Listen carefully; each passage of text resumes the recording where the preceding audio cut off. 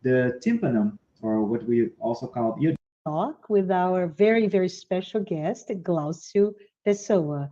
Glaucio today will be discussing about spiritual music. I invite all of you who are here with us doing this talk to join me in a short opening prayer.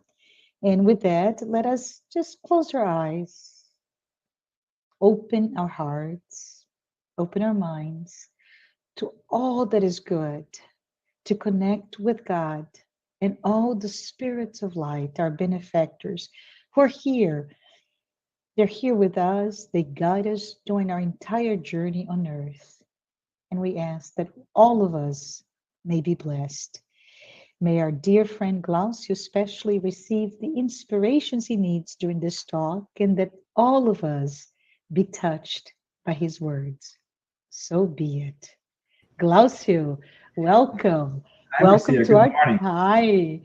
Welcome to our talk to this Saturday, and I hope you're doing well. It is Thank so you. good to have you here to this very very interesting topic, all about spiritual music. So thank you so much, Glaucio. No Before problem. Glaucio, oh sorry, before Glaucio begins his talk on spiritual music, I would like to introduce him formally. Glaucio is a Spiritist volunteer for over 37 years. He's currently serving as the Vice President of the Christian Spiritist Community of Atlanta. He is deeply interested in Spiritist activities, especially those revolving around media, English translations, and music. Professionally, Glaucio holds a master's degree, two master's degree, but one in business administration and another in electrical engineering. And before we start, I wanted to please have a friendly reminder to all of you who are here today to send your questions, your comments using the chat windows. Glaucio will reserve some time to address your comments and your questions once he concludes his presentation. So, Glaucio, would you mind starting? Oh, yeah, with pleasure. And by the way, thanks so very much for introducing me, Marcia. Thank you, everybody, for joining us. And for us to have a little conversation about two very interesting aspects of our lives, music and the spiritual world. And the interesting thing about both is that both are such an enormous part of our day-to-day activities, both as incarnate spirits and immortal souls as well. I'd like to start our talk with a very interesting story. And this story is in the book Boa Nova in Portuguese, or Good News. Hopefully, it's going to be translated into English soon, which is pretty much a collection of stories of events that happened during the time of Jesus, as during Jesus' mission on earth, and afterwards as well. The last chapter, which is chapter 30, it tells us about Mary. And according to the Spirit, Umberto de Campos, who narrates the different stories in the book, Mary continued working. She continued doing great charitable work after Jesus ended his mission amongst us here on the material realm. And after 30 years, then came time for her also to return to the spiritual world.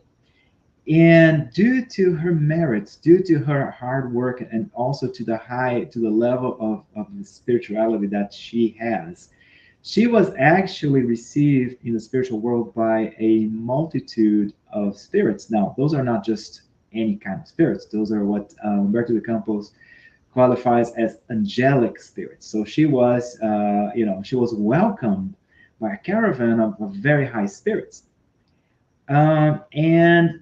However, and she was to be conducted. She was supposed to migrate with them to the higher planes in the spiritual world. However, before she would do that, she asked them to travel with her, to accompany her to Rome.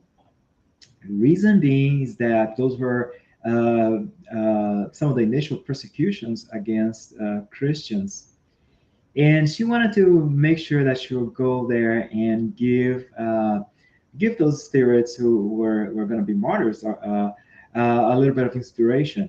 So she goes to a prison, and that's a very interesting part of the story because she talks to every one of them, and there were like hundreds of people. Now, people were being unjustly they had been unjustly arrested, and they were sentenced to death, right? And horrible deaths in the arena.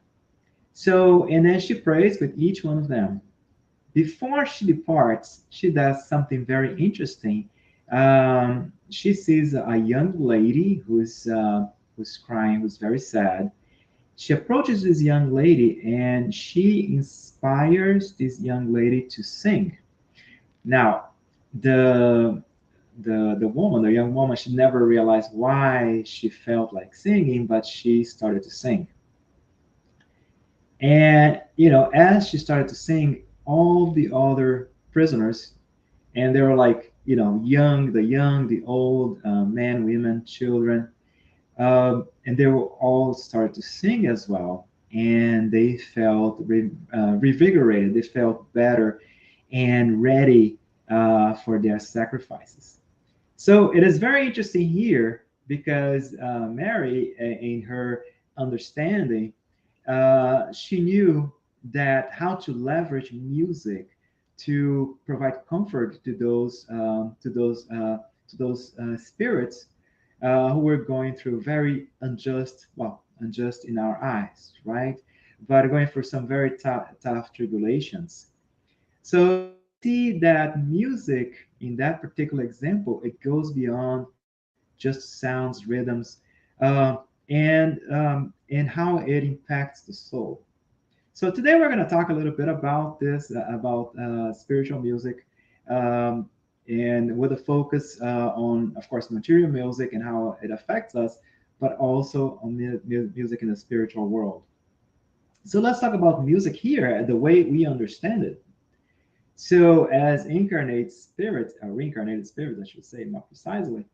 So any kind of instrument that we listen to, may those be brass, those be strings, that may be percussion, even electronic instruments, they operate by generating vibration, physical vibration. I'm still talking about very physical vibration. And that physical vibration, it travels through some kind of medium up to our ears. Once it enters the ears, it goes through the ear, what's called the ear canal, which is pretty much just the name implies. It's like a tube. And the sound, the vibrations, in this case, in the air already inside of the ear, the ear canal, that's air, it makes the tympanum, or what we also call eardrum, vibrate. So this is where you can see the engineering behind the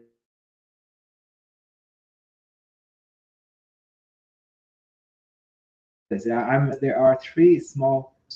There is one called the hammer, anvil, and the stirrup. And those are ossicles. Those are very small bones.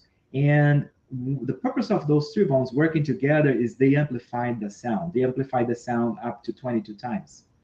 After the sound is amplified, physical sound is still, then it is sent to the cochlea, the inner ear, and more precise, the cochlea, and that's where that physical, that vibration, mechanical vibration, is converted into electrochemical signals and sent to our brain. It is an amazing piece of engineering, extremely well designed. And we see here that this is, however, as incredible as it is, it's still so superficial. Because in the book Spiritism in the Arts by Leon Denis, so music is actually expressed in different other manners. And there are some forms of music that we do not recognize yet. So, and believe it or not, we can see this kind of harmony. And the spirit in the book Spiritism in the Arts, the spirit of Massenet, uh, the spirit describes the harmony of the universe and compares it to a symphony. So there's this whole symphony, this whole harmony in the universe. We can see how everything ties together. We see galaxies, enormous galaxies, and with billions of stars, and there is perfect harmony in that in the whole set. And also we see, as Kardec mentions in the Spirit's book, we see small animals, minuscule animals that work together, and by working together over millennia, they built reefs, islands, and continents. So we see here there is this parallel between the harmony of the universe and a perfect symphony, right? So, and even in us, not everybody is a musician. I love music, and I play the guitar. I'm very amateurish, but anybody can produce sounds.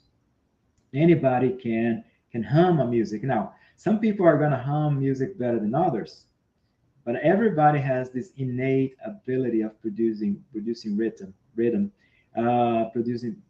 music. So different, different abilities. And now together with that, and that's still, we're still talking about the physical realm.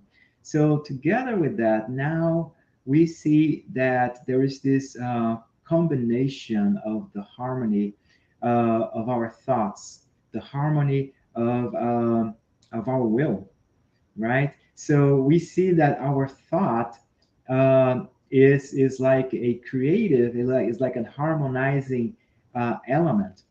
When we build, when we take care of ourselves, when we contribute to the world, to those around us, we're kind of like building harmony. It's kind of similar to be creating music, right? Because you have this harmonizing effect. And we're still learning a lot about how our thoughts, how the vibration, how the harmonizing of our will, how the harmony we provide uh, with the energies that we vibrate, how those affect the universe. However, we gotta keep in mind that that's part of us, and that's a way for us to contribute to the world, at least to the vicinity of where we are. I mean, we are not at a level in which we can impact the whole earth. At least I am not. We are not a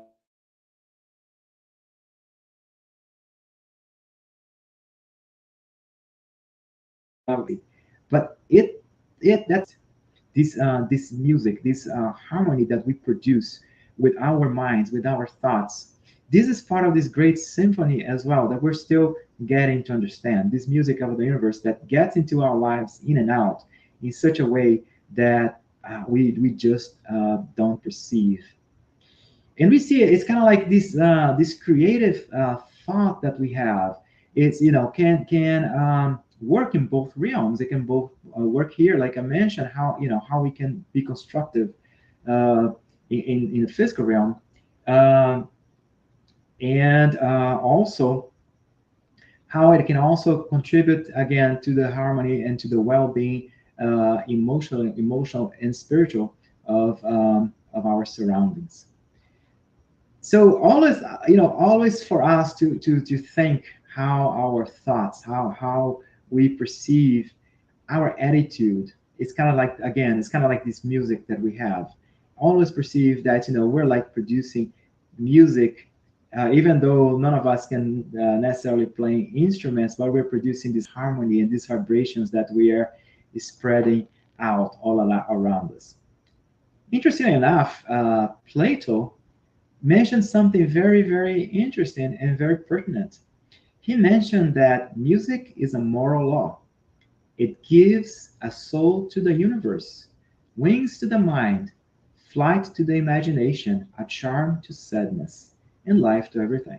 So this is, you see, he's not, that was way before the Spirits book, and we're going to be talking about the Spirits, an excerpt from the Spirits book a little bit later. But he's already saying that, hey, music is a moral law. It's something that brings morality. It brings, gives a soul to the universe, gives a soul to everything around us, wings to our minds. It frees up our minds.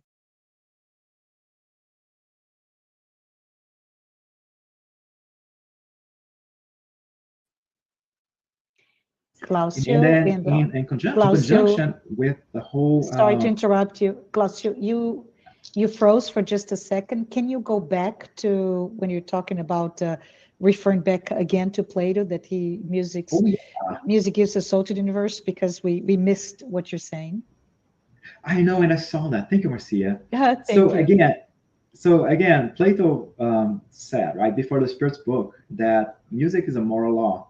It gives a soul to the universe, wings to the mind, flight to the imagination, charm to sadness, life to everything. So you see, we're going to talk about the Spirits book a little bit later, but Plato was already reminding us of this positive effect that music has inside of us.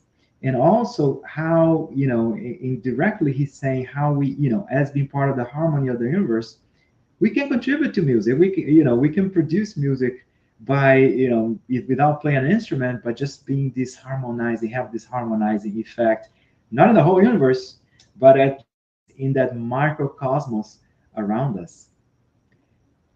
So he continues saying along the same lines that it is the essence of order and leads to all that is good, just, and beautiful, of which is the invisible, but nevertheless dazzling, passionate, and eternal form. I mean, this is so amazing, right? The understanding an advanced spirit like Plato, who bring us this understanding about music, and again, this harmonizing effect that music has. And we see that how music can get us closer to the divine, just like in the story that is in the book mentioned, narrated, I should say, in the book Good Boa Nova, Good News. See the story about Mary and how she was able to help the early Christians with music, singing, right? So, and we see also on another aspect of music is so music to movement. Music is related to rhythm, is related to constant movement, and we see that also this relationship with the universe uh, that is always moving. Now, if an individual is a musician of any kind of music, it doesn't really matter the what kind of genre that particular musician specializes in. For a musician to be able to interpret this harmony, uh, he or she needs to be in sync. He or she needs to be in sync with this harmony of the universe, to be in sync with the higher vibrations from the spiritual world. Again, independent of the kind of music, we see beautiful music, classical music. Of course, classical music is the most sublime you can listen to. However, any kind of music, be it jazz, be it pop, any kind of music, any kind of musician can tap into this harmony and translate it, as long as that musician is in sync. And conversely, we see music that is very mundane, right? We see very spiritual music, and we see very mundane. And why is it that we see music that is so mundane? Because we are still at a level. We're still at a level, and we have our own free will to decide what we tap into, are we going to be tapping into this harmony of the universe or not, or are we going to be tapping into the day-to-day problems that we face. So we see, for the most part, mundane music. Um, so, however, we see in us, we have this echo, right? We have inside of us this echo that there is something better, right? And we're gonna get, we know, in the back of our minds, we don't remember, and we act, or we either don't remember, or we act like we don't remember. That we're immortal souls, and there's a life after this. There's a in the more harmonious life. So music also reminds us of that. Music has this potential to tie us to this other reality, right? This other reality. There's some beautiful pieces of music. Uh, there is this guitarist that who passed away, um, Ray Vaughan, and he has a beautiful piece of music. He's a blues. He was he's a blues musician, and he there's a beautiful guitar solo by he's well he heard it, but I'm pretty sure he was inspired. It's Riviera Boulevard. Those who are listening know about it. They know what I'm talking about. Those who have not listened, please check it out. Riviera Boulevard. It's an amazing guitar solo, and the first time I listened to that guitar solo, I was like, I had never heard anything, nobody like that. Meaning, what I mean is that this is not music. This is not conventional music. This must have come from a spiritual world, the spiritual world. And I was reading an interview with him, and he did mention that he felt inspired. It was like one moment inspiration.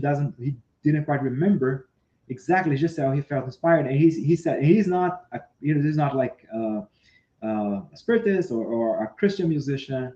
He's a blues musician, and he says, I feel like I am praying as I play this guitar solo. So we see here this capacity that we have to produce, to through music, to remind ourselves and others that there is something other, there's something better. And music has an immense message. Music has this potential message that goes beyond words. In the book, The Messengers by the spirit Andrea Lewis, in chapter 32, it has a very interesting narrative. There is another spirit, they were in a room, and another spirit playing keyboard. And she was playing this amazing, this beautiful tune on the keyboard, and that brought what he described as this divine harmony, and that would go straight to the heart. And all of a sudden, he notes something that was unexpected. He heard, and he actually says uh, he was astonished because he starts to feel, even though the spirit, her name is Malia, she was not singing, uh, or she was not producing what would be classified as sounds. The music had a prayer. So it was like, as you're listening to the music was a vehicle for a prayer, right? And it was like, so it was kind of like, he says, the melody was impregnated with these words, with this verbiage, which was silent, at the same time silent, and and engaging, and constructive. It was something that was like, even though it was a silent music, they could feel it, but it was something very positive, something that was very constructive. So this is a very, this is the Messengers, the second book in the series by Andrea Lewis. Very interesting story. I love the series, the 16 books by Andrea Lewis. But definitely, the Messengers is one that I would recommend. So as we progress, right, as we become more spiritualized, then we detach ourselves with this kind of music that is very mundane, that talks about our problems, talks about any kind of very physical.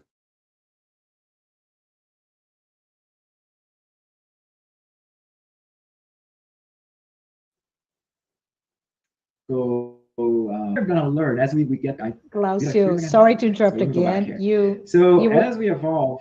Yeah. Glaucio, you froze again. So let's go back to you just wrapping up your conversation about Andre Luis, and we start to talk about how we have become more spiritualized and we detach from the so-called mundane music. Can you take it from there?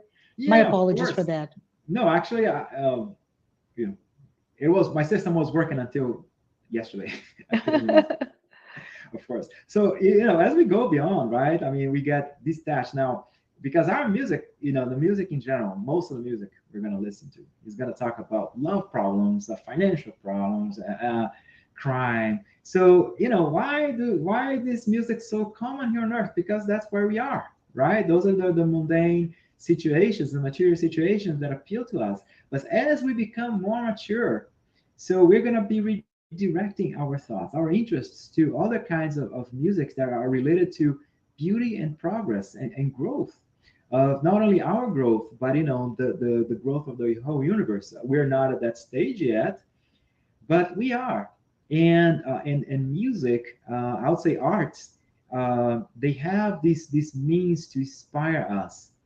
So even though we're not at that level yet, at least we can make an effort to free ourselves from any kind of music that is too mundane and try to think of music that inspires and reminds us of who we are. Spirit, immaterial, eternal spirits who have a lot to grow, and there's a whole universe there out there. Literally speaking, there's a whole universe for us, and so much room for us to grow. So these harmonious law is all over creation, and all the beings in the that in the universe, they are impacted. From the most infamous, not most infamous, but the tiniest creatures to the highest, the most elevated spirits. They all somehow impacted by this music. And the music has also, as such, we talked about music as a harmonizing, with a harmonizing effect on us, and as such, it brings us health. It is a great helper for health. And there is a very interesting passage here that, believe it or not, is from the Old Testament. It's from Samuel, chapter 16, verse 23. And it came to pass when the evil spirit from God was upon Saul, Saul was the king, that David took a harp and played with his hand. So Saul was refreshed and was well, and the evil spirit departed from him. This whole passage, the whole story behind this passage is quite interesting. It grants a lecture by itself because there's a whole interpretation of why. Uh, and it's funny because this was not written by a spiritist, believer, but it's talking about evil spirit, right? An evil spirit sent from God, which is quite interesting. God would not send an evil spirit. And again, this is we attract our evil spirits by our own actions. But I mean, again, this passage by itself grants a lecture. But the most important thing here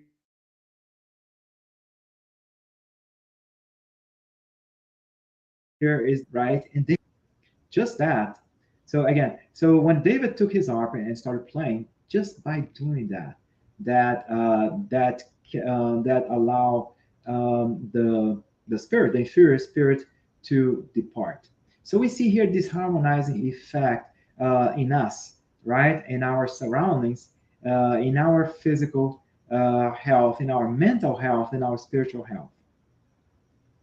And very interesting also is that if you add to it, to the music, to the melody, if you add words, if you add lyrics, then we can also bring these notions. Also, we can have a way to better, uh, I should say, to better inculcate or better transmit this positive, these thoughts, right? This positive uh, sensations and this harmonizing effect to folks. So the music, if you add the music to the music, the lyrics, because then you have the melody, you have the harmonious melody, which has again the harmony, and then at the same time you also have the combination of the words that can bring a positive message.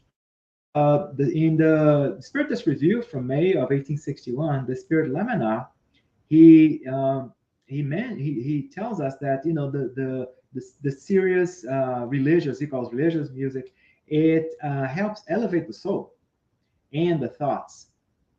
And however, the what you call he calls light music, but we can say, hey, this is more than mundane music. It just affects our nervous system. So he was saying, hey, it just impacts us.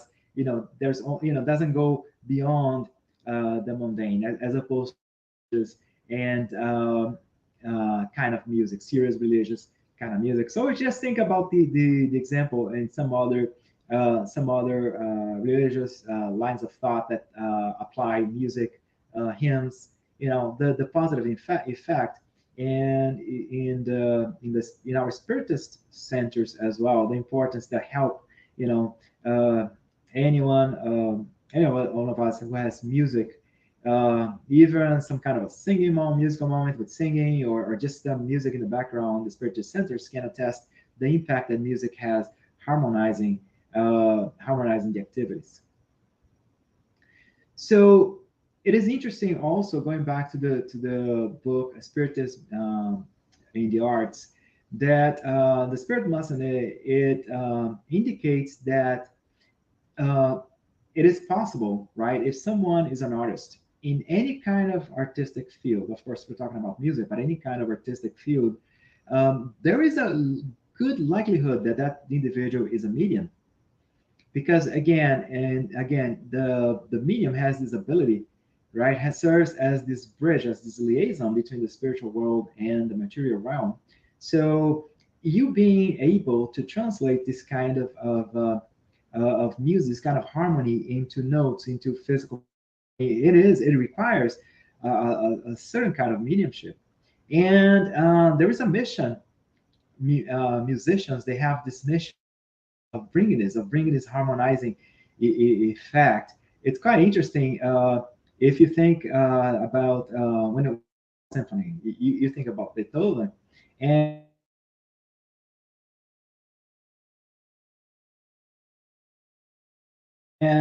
before him,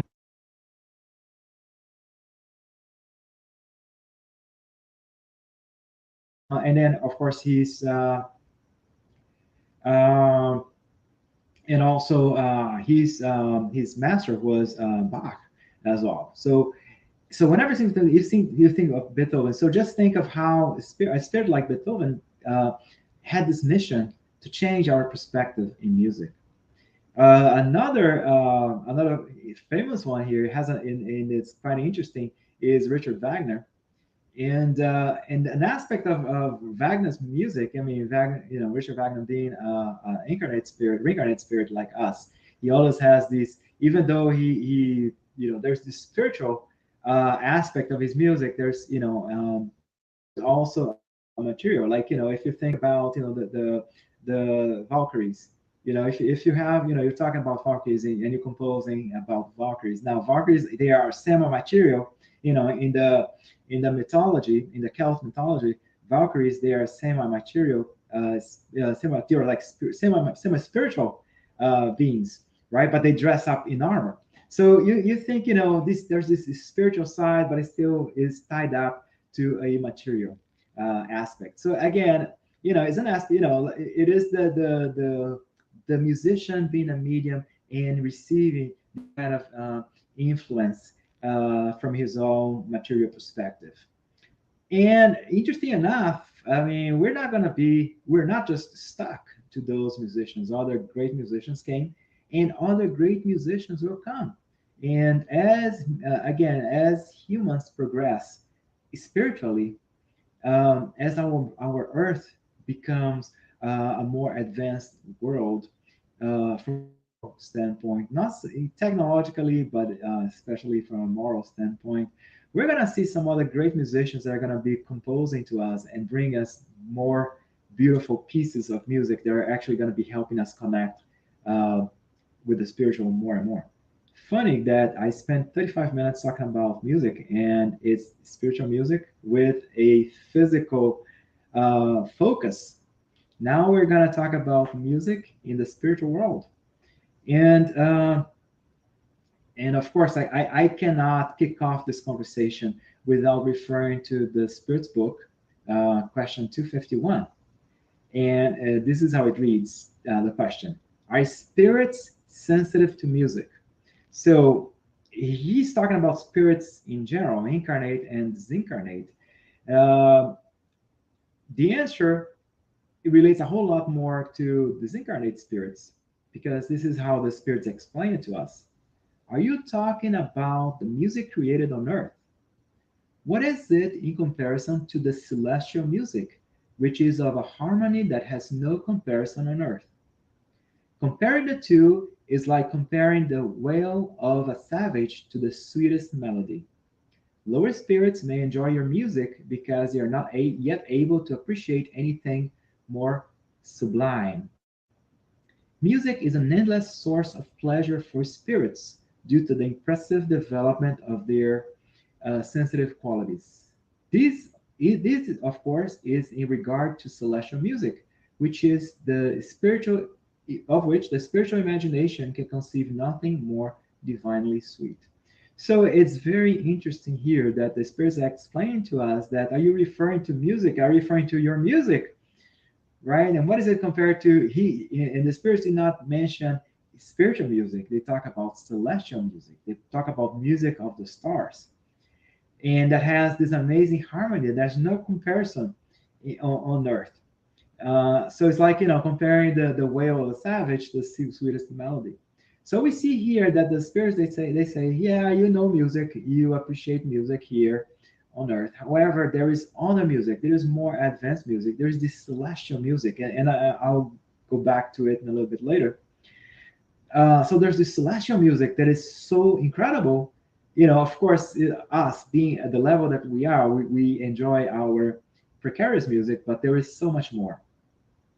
So, but going back to also to the whole description of the process of how we perceive sounds on Earth, our sound is created by very rudimentary instruments.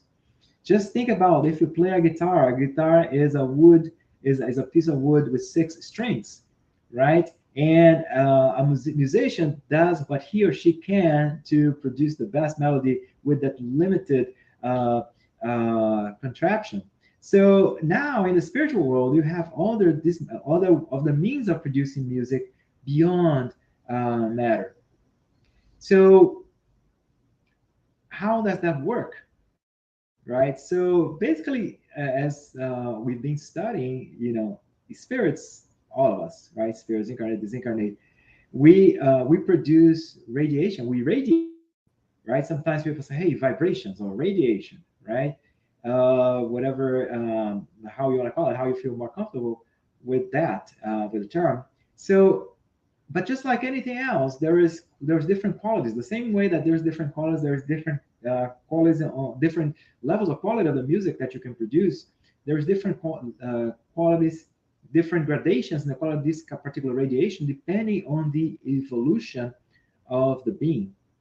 So, of course, the more materialized we are, then these radiations are going to be weaker and almost imperceptible at the spiritual realm. Now, evolved spirits, they produce a very interesting kind of vibration that is, they are powerful, meaning that they can travel through great distances, right? However, they're also very harmonious. They're very delicate. They're very subtle. So it's kind of like, they are very powerful, but at the same time, they have this soothing effect. So it's kind of like if you compare somebody playing a top violin to somebody playing a toy violin, the quality of the sound is pretty much, that's a good comparison to see spirits, materialized spirits like us compared to higher spirits in the kind of spiritual music they can produce. And just like anything else, right? For a spirit to be able to to tune in, right? That's actually the correct term. Just like in a radio, you have to be set to the proper frequency or range of frequencies to tune into a particular radio station. So it is very similar as well. You have to be in resonance. You have to resonate with that frequency. Let's say for a radio station, for you to be able to listen to it. The same way a spirit needs to be in symphony. He needs to also in tune. He needs to resonate to be able to feel those vibrations, that energy, that radiation. However, it is a sensation very different. It is very different for spirits. The kind of sensation that they feel is not just a sensation of pleasure that we feel when we're listening to music here. It is like an emotional, a lot more emotional, almost like ecstatic sensation. And there's this more. It's very interesting the way it is described. Again, in the spiritism and the arts, that it is like a moral sensation. It is very, to us, it's kind of hard for us for me to perceive, music having this music, the spiritual music having uh, this moral sensation, like this sensation of moral well-being in a spirit. And while we're talking about spiritism in the arts, so the spirit Massenet, and by the way, Massenet was a composer in the 19th century, and he came back in the book Spiritism in the Arts. There are two spirits who communicate. There is one spirit whose name is Estet, and that spirit, he talks about sculpture and painting. And there's the spirit Massenet, who talks about music and poetry. If you folks allow me to make a plug, if you have not read Spirit Arts, it is amazing. Of course, everything by Leon is great. Um, you know, but the Spiritism in the Arts brings this perspective of art that goes beyond the physical and how. So going back here to Spiritism in the Arts, again, the Spirit Massenet, he mentions something interesting, that in the spiritual world, the spirits not only besides these vibrations, also there is a color effect as well. So spirits also perceive music as color. So it's very interesting, and depending on the kind of emotions that music will bring, there's a different color that's going to be also. So it is also interesting for us to see this other characteristic of music that goes beyond our physical eye, our physical ears, right? And of course, physical eyes and physical perceptions. So he mentions that, like for instance, a blue, right?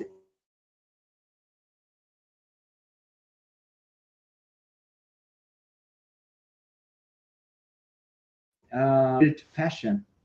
So yeah, so Masada explains to us that that blue is related to love, red to passion, and yellow something in between. So, for instance, if the spirit perceives music as a light pink, right? So it is a combination of between red and yellow. So it means it is a love that is not is less intense. However, that love that takes is not like intense as a passion, but is a love that is more like a long-term kind of love sensation. So it's kind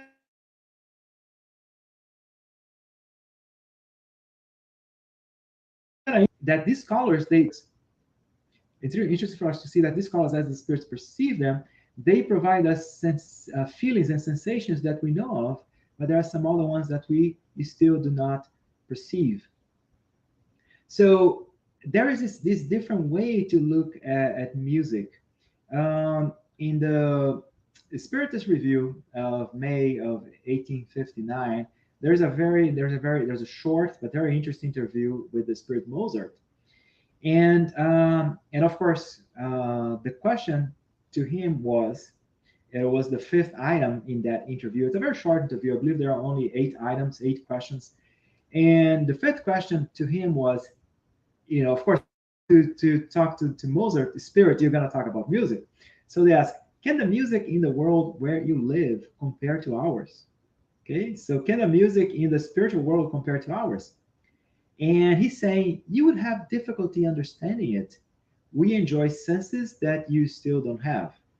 Okay, so it is hard for us to compare our music on earth to the music in the spiritual world, because we lack these senses. You know, we lack this way to perceive uh, these additional, again, these other means to perceive music.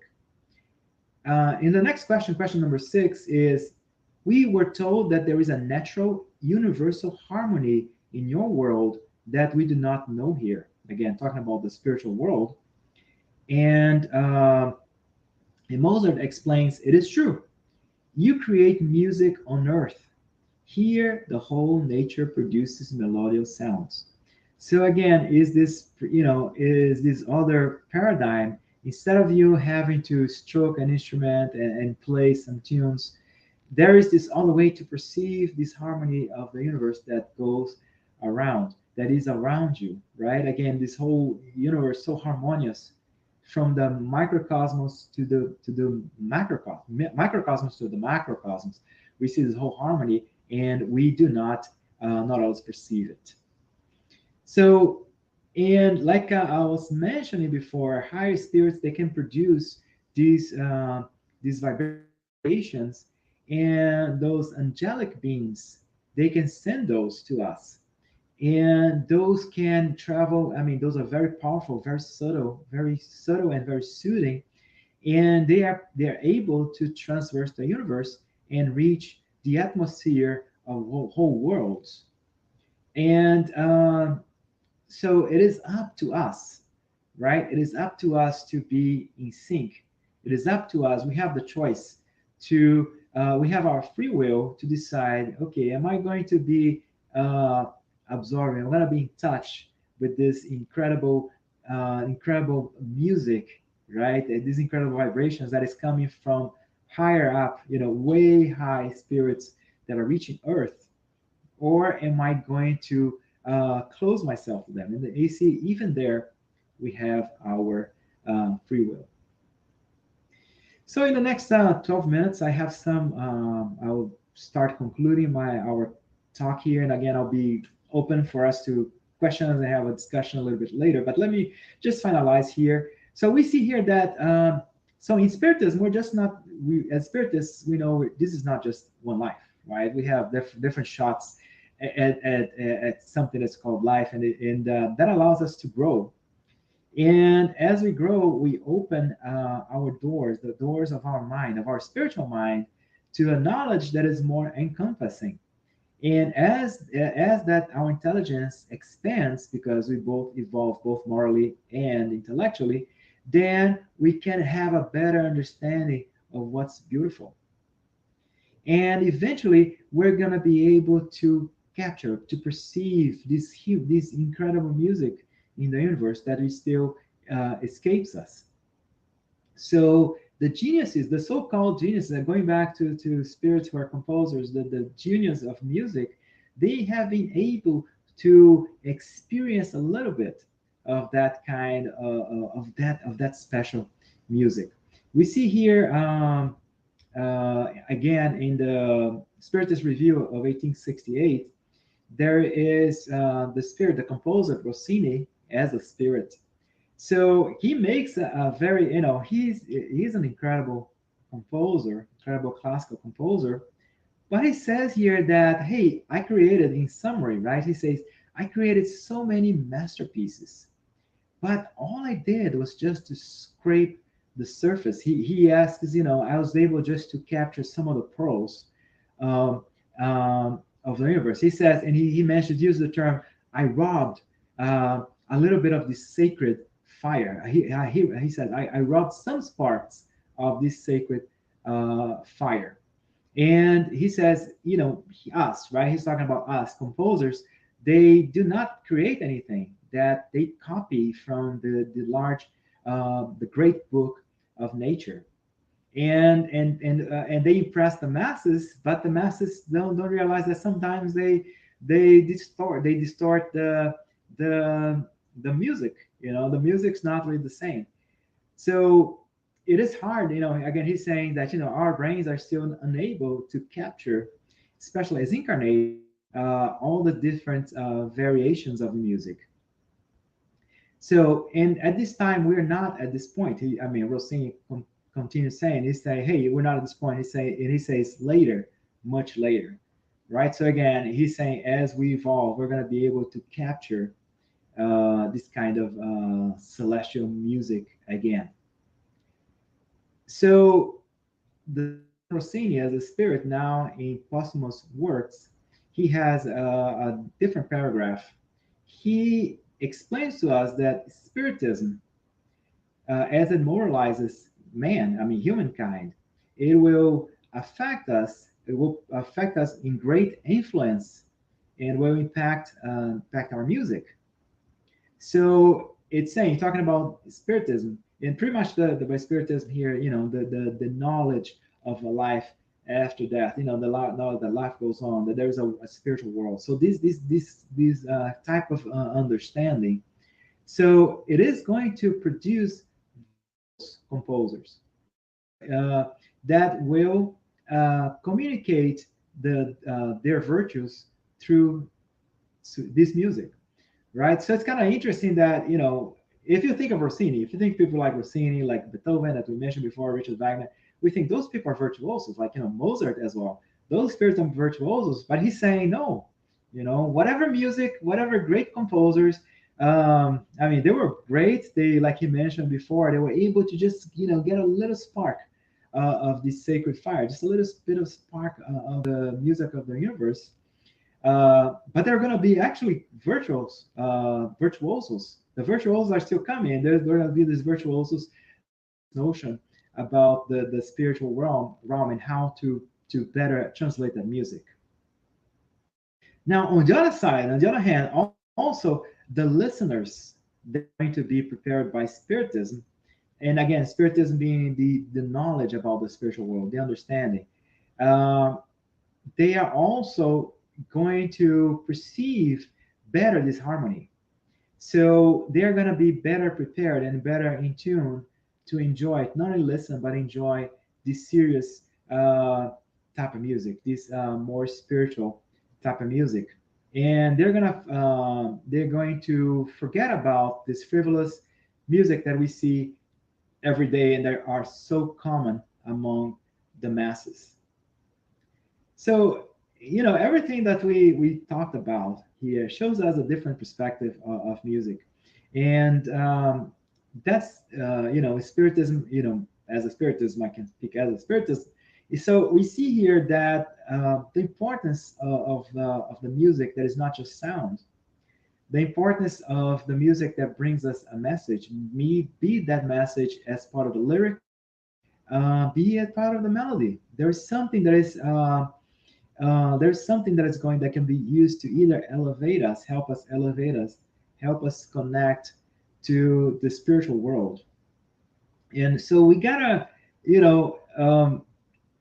I'll say we all of us, right? We have to be selective in what kind of music is being we are listening to, what kind of music we're enjoying, and I should say arts, right? What kind of arts am I enjoying? Am I enjoying? Am I in tune with a kind of art that is very mundane?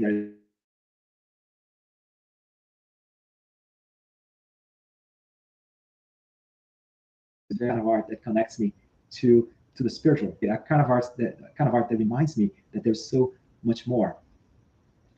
So it's important for us to think, that the importance that music has for us to revigorate us and to provide us some strength in our struggles, and that help us connect ourselves to the spiritual world. And I have 5 more minutes. I'd like to say, make two additional comments.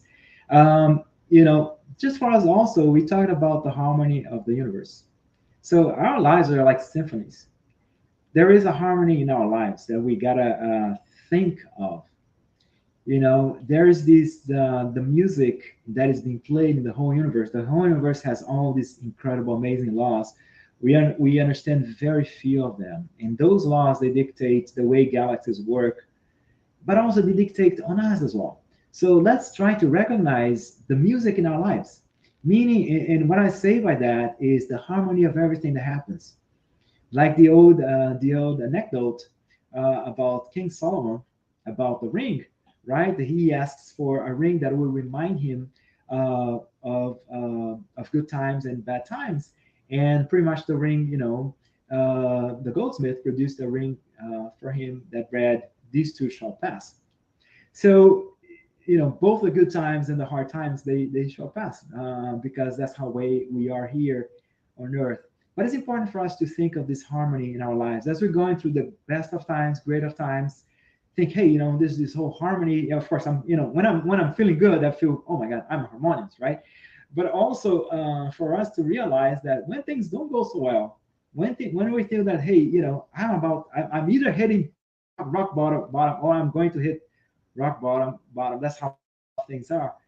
Let's not forget there is also some kind of a music. There is a symphony that's playing in my life, and how if I recognize this, trying to, not, it's going to be impossible most of the times for me to read the partiture, but at least recognize, hey, there's a master plan. There's a partiture that has been played, and I gotta follow the music and try to enjoy as much and recognize, the presence of God in my life, both good times and bad times, again, in this great harmony.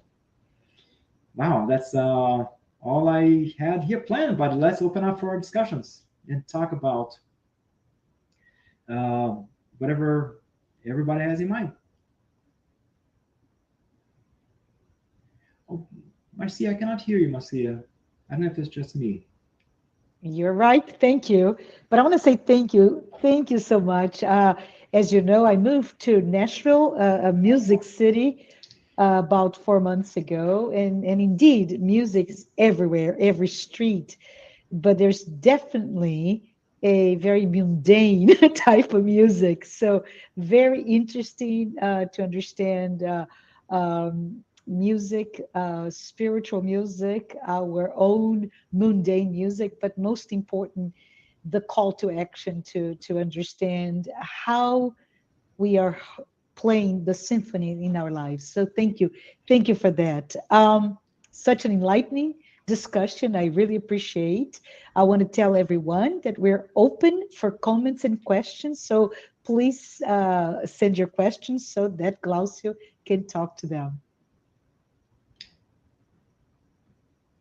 Kind of curious about what's coming up. Yes. So the first one, and I may have to put my glasses on, so sorry.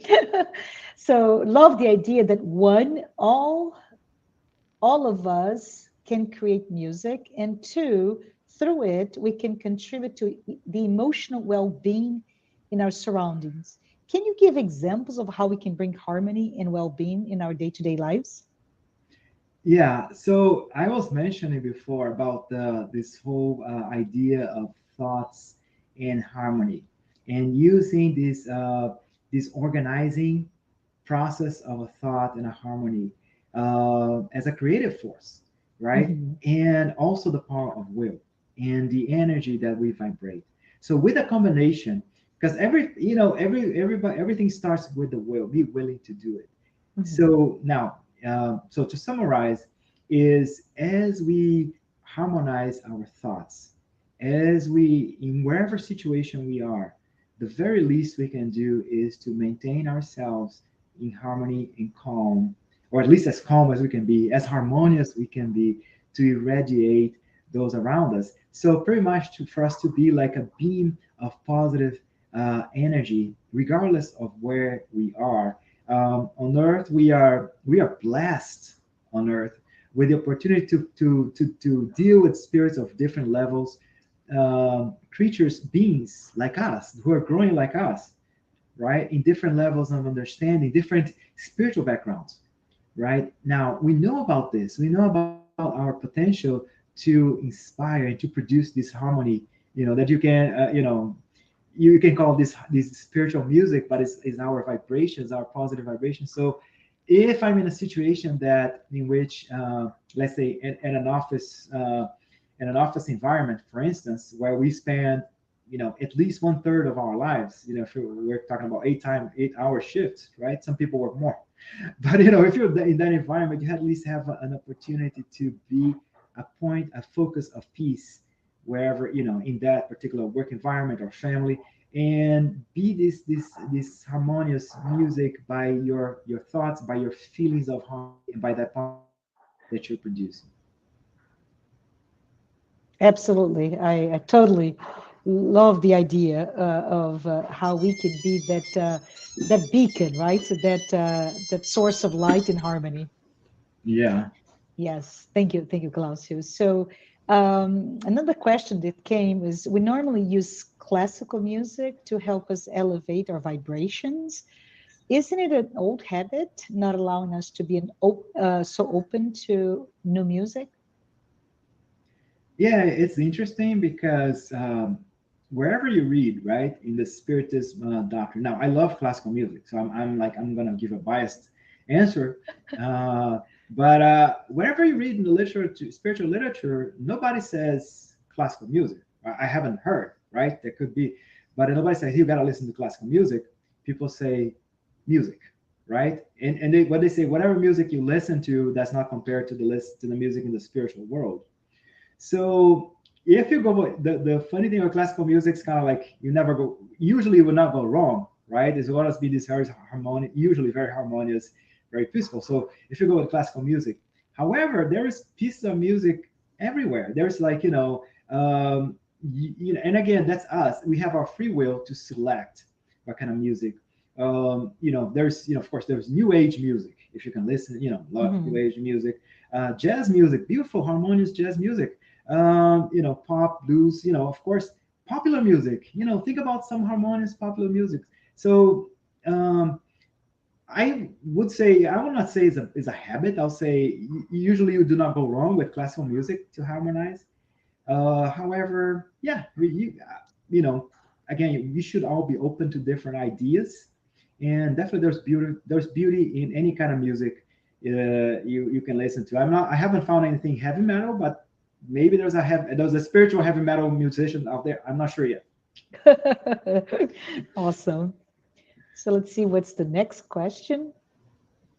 Um, the idea that we evolve as spirits, music we create will also evolve to less material, mundane topics.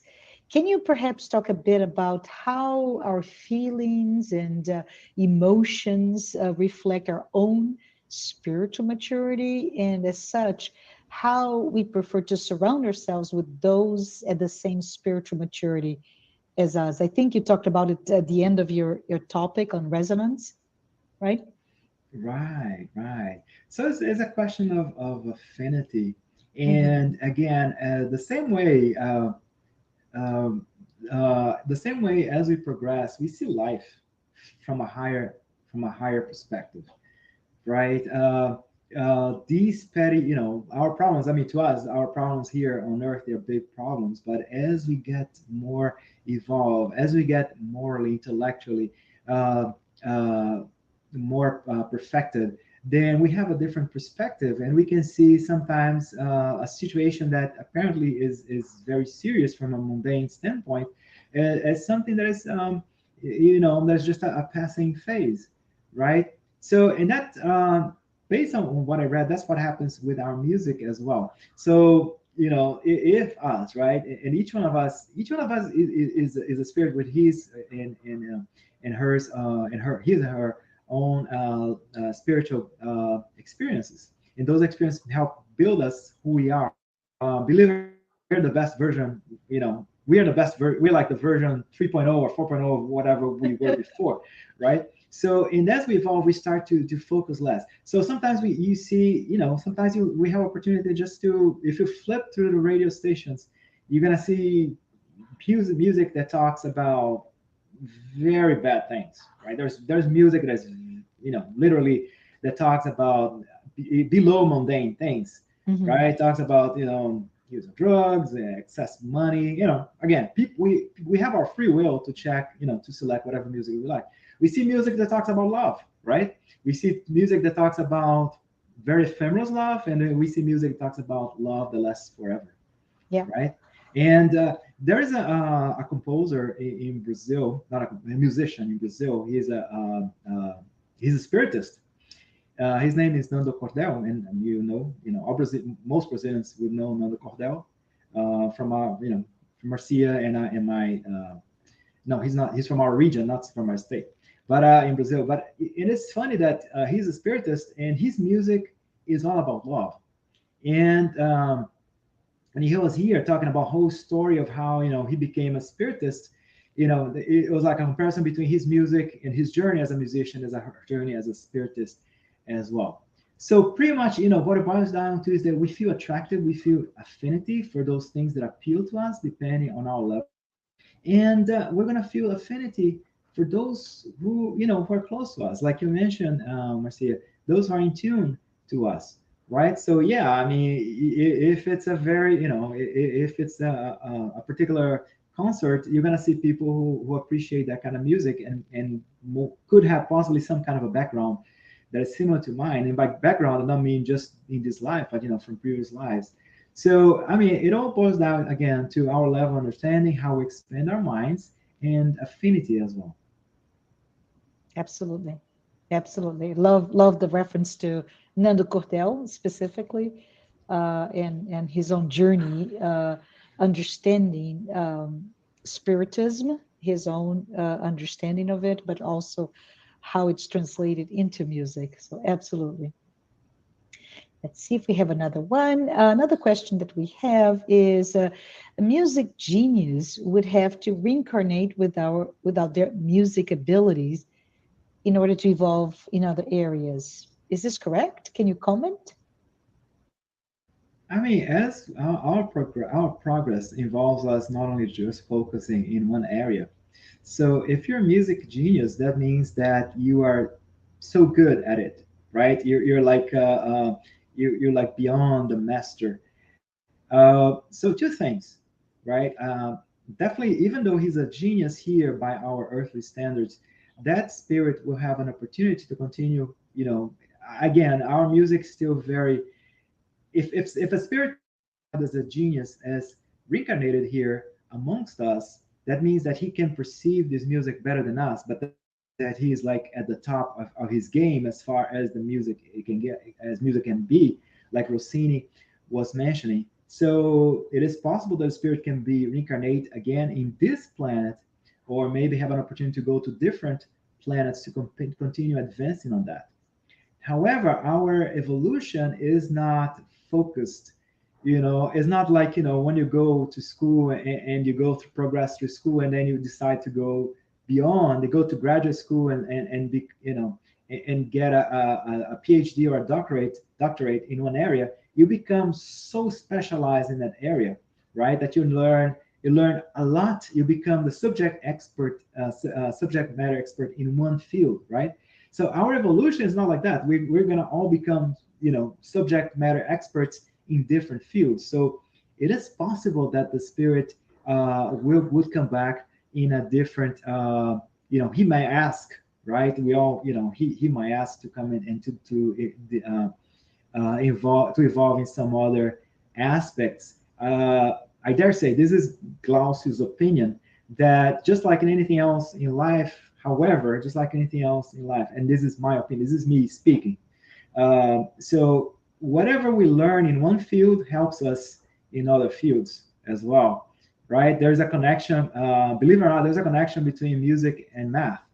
The way for instance, on a guitar, the way the strings are set up, the notes are set up, there's a mathematical logic behind it. You can actually come up with a mathematical model for the waves, for the notes, and for the melody. So it's possible that a musician may come and learn about mathematics, and he's gonna get some of that learning from mathematics, from music, and help him with mathematics. And that can be with anything. Maybe a mathematician now wants to learn about music, right? So it's kind of like, I mean, this is me expressing my opinion, but I'll say it is possible. I mean, we'll have to evolve in different fields as well. But my personal opinion, this is personal opinion, is that whatever you learn from one experience, from one field, you can apply and help you grow. Absolutely. The idea that we are immortal souls, right? So it's Uh-huh. awesome. So Mark Carlos, hi Mark, thank you for the question. He mentioned that your thoughts as to the challenges of low energies and low morality in much of today's popular music and artists, for example, rap and heavy metal. How best to communicate to young people, for example, the negative aspect of this music? Any thoughts? So I have two thoughts, right? So as parents, and as parents, as mentors, somehow, even if we're not parents, we're somehow mentors directly or indirectly of the young, and our example is always best, right? So by us, you know, exposing them to different kinds of music, for them to expand them, expose them to different options of music, it helps them see different, uh, see that there's no, just not rap or heavy metal. So, showing that, hey, there are other alternatives, and those alternatives are neat, right? And are very fulfilling.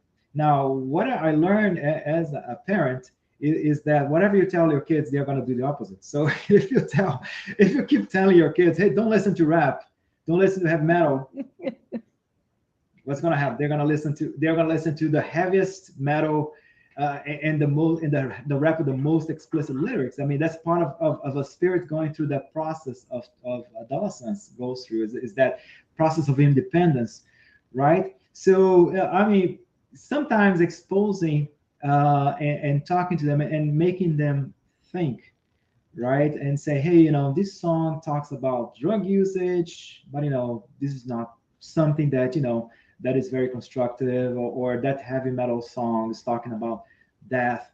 And so pretty much, having this conversation and be patient, because yeah, what if you tell them don't do something, they're going to do it. And uh, we're immortal souls, right? So whatever seeds, as parents, or as mentors, or in whatever position we are, there's always somebody that's looking up to you. There's somebody always observing, and children and teenagers, they're always observing us more than we perceive. So again, having, producing a positive message, showing the positive of the world, the positive music, the positive message in everything, especially of our actions. And again, we're all immortal spirits, like we were discussing just now, right, Marcia? So if we think that, hey, oh my God, I failed as a parent, I failed as a mentor, I failed as a big brother, big sister, just remember that we're all mortal souls, that we're all learning, and that spirit that I try to help in whatever position I had, whatever seeds, whatever positive seeds we plant in them, be them good music, be them the good attitude, be them morality, everything's going to sprout, if not in this life, but in a future opportunity. Absolutely. Great thoughts on that. I think that we only have time for this last question, Glaucio. So the question here is, the book by Leon Denis inspires us to think about color theory or color combination, and how music can touch this multitude of emotions we feel. Can you talk a little bit more about the colors of music? I believe from your talk that you mentioned blue, red, yellow, primary colors, right? And the combinations they bring as it relates to emotion. Maybe you can talk a little bit more about it. Yeah, but it's funny because in the book itself, believe it or not, Massanet talks very little about it. He only mentions it in one paragraph or two. That And he talks about the colors as a manifestation, right? So it's like an additional, it's more like an additional perception of color that, to us we cannot perceive as incarnate spirits. We only find, to us, music is only intensity and vibration. And in the spiritual world, there's this all other ways to enjoy music. There's this moral effect there is this representation as color. I dare say that this is just another way for music to be expressed and be enjoyed in the spiritual world as well, right? And pretty much, he mentioned color, but that's the way it's perceived. Of course, color for us, the way we understand color is a pretty much is an electromagnetic wave, right, with a particular frequency in the in the visible spectrum. So what he's talking about in the spiritual world is, again, it is a perception. So it's kind of like it's like part of this combination of this whole combination of sensations that brings to the spirit, and amongst them is this characteristic of color. And yeah, so it's kind of like part of, if you want to call, of the package of the sensations that we can express, that we can understand, that we can feel, the ones we cannot feel here on earth, and the way they are perceived in the spiritual world, and a lot of them we still cannot understand, comprehend, and of course experience. Absolutely, absolutely. Thank you for explanation. In addition to that, I want to take this opportunity to say thank you so much, Glaucio. And as we come to the end of our talk today, I want to say thank you everyone who were able to be here with us today watching this live talk, and also those who have been following us on a weekly basis. Please note that every Saturday, which is September 4th, 11 a.m. Eastern Time, please don't miss our own Daniel Santos, who will be speaking awesome. on the topic, the necessity of labor, just before Labor Day week. Glaucio, I would like for you, if you don't mind, to please close our talk today with a prayer. Oh, thank you, absolutely. Thank you. Thank you, Lord, for the opportunity for us to be here amongst friends and have a conversation about music, but especially to have a conversation of everything, all the phenomena, everything that surrounds us. There is so much that we still don't understand, so much that we still cannot perceive, but everything is so harmonious in your universe. Everything's so harmonious in our lives and promotes growth. Open our eyes, open our eyes for the music in our lives. Open our eyes for the music in our tribulations. Open our eyes for the music that others bring to us. May those who bring us joy, may those who also bring us their music and share their music with us, as with pain, inspire us always in our decisions. We have free will to capture the positive in the universe. Be as music, be as vibrations, be as thought. It's up to us to select how we are connected and to we are connected. May we be the strength to reach out to you always, and to reach out to the spirit, to the higher spirits always. May your peace be with us, bless us, and guide us. So be it.